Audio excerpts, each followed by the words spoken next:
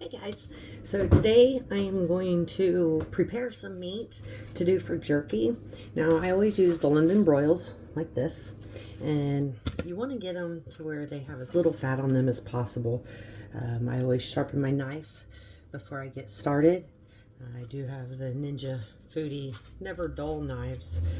When they say never dull, they just mean you have to sharpen them every time, but they come with the sharpener built in. So they were a learning curve at first. Cut myself a lot. That's okay. All right. So the trick to cutting the beef jerky, or the beef for the beef jerky, is always you gotta have the sharp knife, and you want to cut it as thin as possible. If you get a little, sometimes they're gonna be a little chunkier, and that's okay. You just be mindful they're gonna stay on in the dehydrator a little longer than the others. After about, so I have, I have the Game Winner dehydrator. We got it from Academy Sports. I put it in there at 155 for, I put it in starting at 8 hours, but at 6 hours, I start checking it. You rotate the trays every hour, that way you can get evenly dispersed heat throughout all of them. As you see, some of them are going to be thicker, some of them are going to be thinner, and that's actually okay because everybody in the house likes their beef jerky a different way. Some of them like it a little softer, some of them like it a little tougher. So it's just a matter of opinion, and lucky for them, they got me making it. So I do it to make everybody happy, as everybody knows.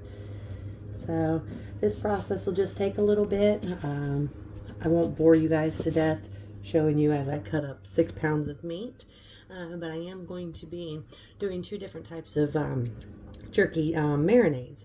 Number one, sometimes I just get the already packaged marinades. They work really well, very bold flavorings. I also have marinade kits that have the curing salts and everything that I can use. They have Cajun flavors, teriyaki, things like that. But I'm just going to do it a little more simple today. I do make my own marinades with soy sauce, brown sugar, stuff like that. Anything you really want to flavor it with.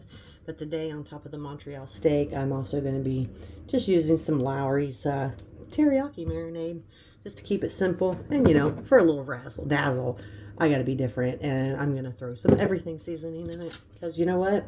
I get to make it, so I get to make it however I want. And that's what's really cool about doing all of this, is we're always going to know what's in our food. We'll start raising our own animals to eat, but at first we'll, buy like half cows and stuff like that from other locals that raise their meat, and so we can see how it's being raised, so we can make sure it's going to be up to our standards. So I'll hop off of here for this one, and I will get back to you guys when I start the marinades.